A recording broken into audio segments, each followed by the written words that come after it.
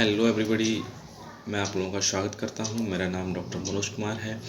हम आज बात करेंगे कुष्ठ रोग के बारे में। इसको इंग्लिश में लेप्रोसी डिजीज़ कहते हैं।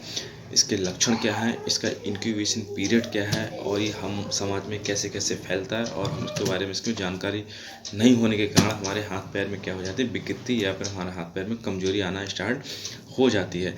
तो सबसे पहले हम ये जान करेंगे हमारे फैलता कैसे, हमारी बॉडी में एंटर कैसे करता है। तो दोस्तों, ये एक जीवाणु के द्वारा फैलता है जिसका नाम है माइक्रोबैक्टीरियम लेप्री। यह एक हवा में मिलता है और जैसे जैसे श्वसन करते हैं, सांस रेस्पिरेशन करते हैं, हमारी बॉडी में एंटर कर जाता है। तो इसका इंक्यूबेशन पीरियड 2 से 7 साल के बीच में होता है। इंक्यूबेशन पीरियड क्या होता है, बॉडी में हमारे जब एंटर किया और उसके बाद में पहला साइन या सिम्टम्स यानी लक्षण कब देखने को मिला, तो मिनिमम 2 साल हो जाते हैं और मैक्सिमम 7 साल का देखा गया है।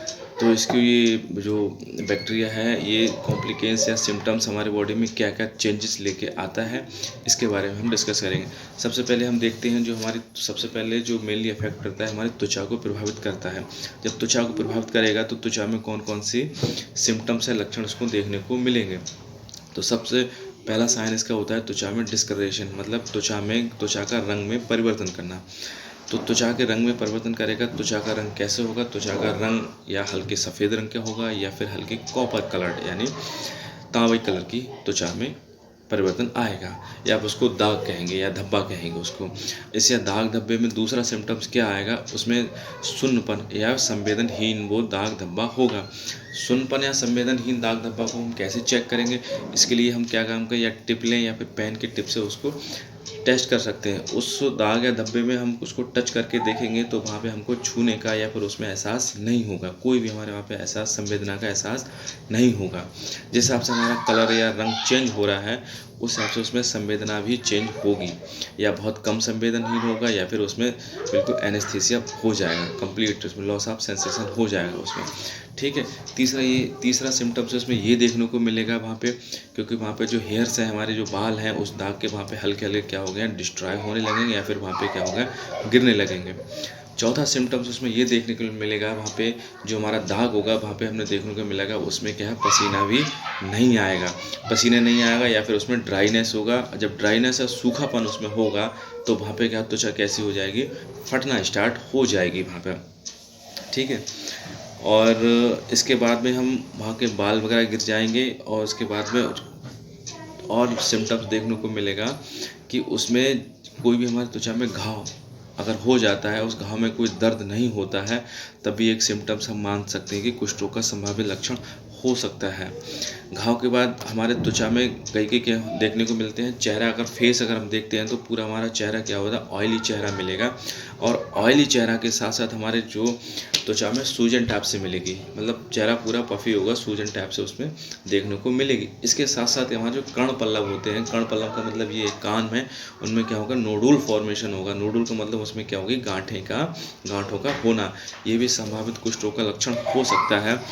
और नेक्स्ट इसमें लक्षण ये आता है, पूरे हमारे शरीर पे कहीं ना कहीं छालों का होना। हमारे शरीर पे अगर जैसे जल जाते हैं उसके छालों में ब्लिस्टर पानी जैसे अगर होता है तो ये भी संभावित कुष्ठ रोग का लक्षण हो सकता है। नेक्स्ट इसका लक्षण ये देखने को मिलता है कि चलते चलते या फिर हमारे चप्पल निकल जाती है, पैर हमारा बिल्कुल सो जाता है और काम नहीं कर पाते। कोई भी अंग में विकृति यानी कमजोरीपन, किसी अंग में अगर हमारा कमजोरीपन आ रहा है तो हम समझ रहे हैं कमजोरीपन के साथ साथ अगर वहाँ पे सुन्नपन भी अवश्य आएगा।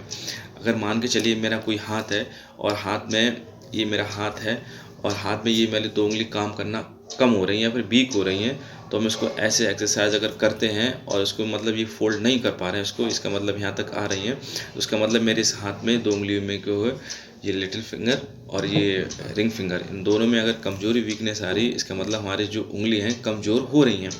इसके साथ साथ इसमें सुन्नपन अवश्य आएगा। कमजोरी के साथ साथ अगर हमें पेन से टिप से करके देखेंगे तो इसमें क्या होगा, पता नहीं चलेगा, संवेदनहीन हो गई, इसका मतलब पेन को पता नहीं चला है, इसका मतलब कमजोरी के साथ साथ सुन्नपन आएगा। तो ये भी एक हमारे कुष्ठ रोग का लक्षण हो सकता है। अगर ऐसी स्थिति में किसी को ये लक्षण कॉम्प्लिकेट्स दिखाई पड़ते हैं या फिर ऐसे महसूस होते हैं तो ये कुष्ठ रोग के संभावित लक्षण हैं। ये सब प्राइमरी सिम्टम्स हैं। ये प्राइमरी सिम्टम्स है। 3 से 6 माह के भीतर में ये सिम्टम्स देखने को मिलते हैं। और इसके बाद में अगर बहुत ज़्यादा कॉम्प्लिकेटेड सिम्टम्स बढ़ जाते हैं तो हमारे फिर अंग में क्या होती है, विकृति स्टार्ट हो जाती है। और जब विकृति, क्योंकि कुष्ठ रोग हमारे क्या तंत्रिका तंत्र को प्रभावित करता है, और तंत्रिका तंत्र एक बार प्रभावित होने के बाद जितना तंत्रिका तंत्र खराब हो जाता है वो वापस रिकवरी होने के चांस बहुत कम होते हैं। तो मैं बस आप लोगों से यही गुजारिश करता हूँ कि ये वीडियो पूरा देखें और अधिक से अधिक इसको शेयर करें।